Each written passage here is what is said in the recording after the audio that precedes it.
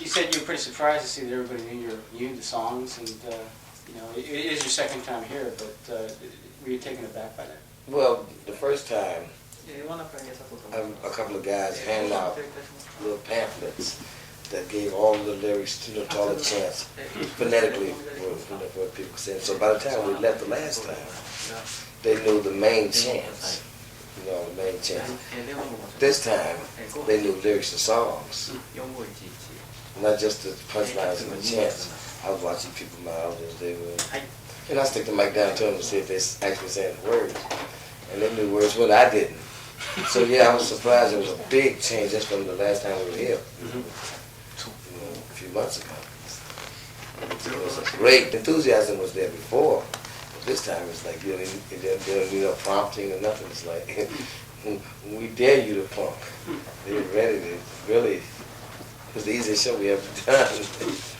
In spite of the fact that the band is pretty much the same as your last tour of Japan, you're using the name PFunk this time around. Is that due to the fact that it's more of a permanent unit? No, it's just we got a PFunk AllStars live album coming out, and we promote that particular name right now. We're working on the Funkadelic. The album for Funkadelic is not released yet. It's been a while, and the album for Parliament we're just getting started for Island Records. So PFunk AllStars is the last one that had records out along with myself. Plus the live album is coming out, and so it just makes it easier to use PFunk AllStars. It's basically the Parliament Funkadelic, but the last thing people heard about was PFunk AllStars. So we'll be anybody. We'll be Brides of Funkenstein if we have to. All of us the same family: Bootsy, Brides, Parliament. So whoever got something going, that's who we'll be. If the Brides is hot, we'll back the Brides. I'm a little bit confused here over the actual credits, but you're using the name P-Funk this time around, or is it Funkadelic Parliament? P-Funk, yeah, P-Funk AllStars. Right, P-Funk AllStars. Which is basically the same people. Yeah. Okay, but we're using P-Funk AllStars because that's the way we traveled last, and we have an album coming out as that name. It's still Parliament Funkadelic, but just for business purposes, P-Funk AllStars worked better this time. One reason you was concerned about the names there is because I have such good memories of Parliament. The name Parliament conjures a lot of good. Well, we still do the same songs and everything. Yeah, but he was wondering though, you haven't been. Is it a matter of your not having been able to release an album under that name? What exactly is holding up the release of Parliament record? Oh, we've just we've just made a deal with Parliament. We didn't have a deal for the last 7-8 years. We just made a deal with Island Records to do a Parliament record, which is just about finished now. We recorded one for Funkadelic 3 years ago at MCA. They just haven't released it yet. Is that right? Yeah, they've been holding the record for 3 years, so that's why that one is not out. So it's like George Clinton is the only one that's been active, and PFunk AllStars was the last one before that. So Parliament is still around. It's just that we just got a deal for him. Why was it put on the back burner for 7 or 8 years? Was it a lack of interest, or was that? Well, at the time, during the early '80s, we were doing the all of lawsuits and things, trying to straighten Funkadelic out, and all the different problems with management and stuff. That we didn't even, we just said, well, we'll just finish that up, clean house first before we even try to do a deal with Parliament. We didn't even try to do a deal with Parliament until this past year. We used my name, through Capitals, it's like 83 or 4, and we worked under that and PFunk AllStars until we could get all of the Parliament stuff, house clean and done.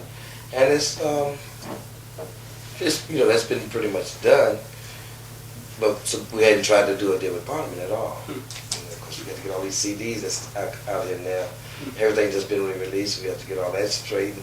But we finally come to a deal with Island. And so you'll hear Parliament in a few months. For legal reasons, Parliament and Funkadelic were sort of put on hold there from the 80s. And then you more or less concentrated on a solo career. It was just George Clinton. Right, till we got all of that legal stuff out of the way, right. And the question is, you didn't perform live though during the 80s. What was the Yes, yeah, we, George Clinton and PFunk AllStars did. 83 and 4 when Atomic Dog was out. Oh, Atomic. We did a tour then, we did a tour, and so it's 83, 84. We toured those two years. And a little bit 85, but from 85 on we didn't tour. We did maybe one show in 86 in Germany, and we didn't do any more. You know, you stopped touring from about 85, and why did you get off the road? Oh, well, again, it was like getting the legal stuff together. You know, matter of fact, it was trying to actually get, you know, my deal had, you know, rolling and stuff, and I did file bankruptcy and all of that during like 85. So it was mainly, you know, not having any records out. Mainly was really doing any touring. And we waited for the time to get right. The rappers start doing, you know, their thing and start sampling the funk. That started helping us even without having a record out. They made it so popular again that this past year we said, what the hell?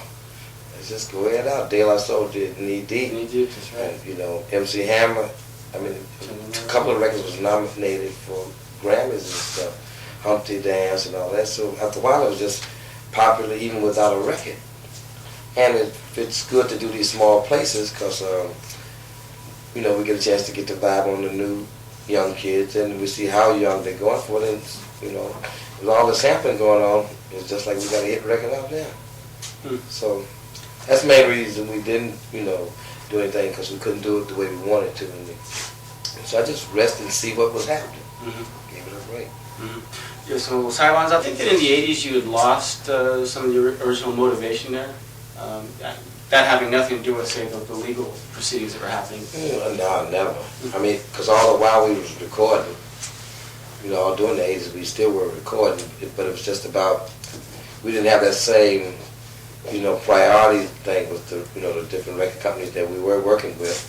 So we, you know, we understand the concept of playing obsolescence. It was time for us to go sit down a while, and if we could figure out a way to get back in the game, you know, we would. Which, like I said, the rappers helped us do that. But as far as like losing interest, nah. Matter of fact, I'm kind of catty when it comes to that. I'm like, okay, you wait, you know, y'all just wait. We'll be ready because we know we'd get another shot, even if it wasn't nothing but nostalgia. We knew we'd get that, and we had planned to be so ready that we'd blow their heads off. And when Prince came along and gave us that shot, that's what we've been trying to do for the last couple of years, and I think the band is harder now than they were, I mean, you know, as far as playing, than we were when we got them other shit. So we've been actually like, just waiting. We didn't do no rehearsing and stuff, but we did a lot of, you know, studio, and as long as the dream was alive that, you know, we'll show you, which is our motivation most of the time. Oh, we was waiting. What was the main thing holding you back then? I don't quite follow you. Trying to get a deal actually for myself. You know, when we, from Capitol, when we left Capitol, around 87. And then we found out how hard it was to get a deal for Funkadelic or myself. You know, because getting a deal, period. So it wasn't like we could just walk in on, you know, no more and just get deals. We found that out. Do you think you'd been spoiled by Neil Bogart at Castle? Oh, yeah. You know, and the fact that we dominated the radio. But we knew that it was coming sooner or later, you know. Matter of fact, that's what the album Glory Hello Stupid was about. You know, we were saying, damn, we still going, we supposed to be somewhere sitting down by then. But it lasted through One Nation because of the different names. Parliament had taken it to 78 or 9. Then all of a sudden One Nation hit, and then Knee Deep hit.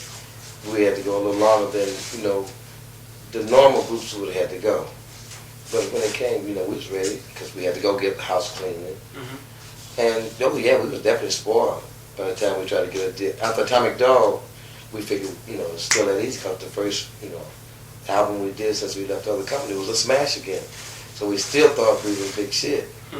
But immediately after that, and even doing that, even though the record Atomic Dog was big, we still caught hell getting that, you know, that Neil Bogart backing.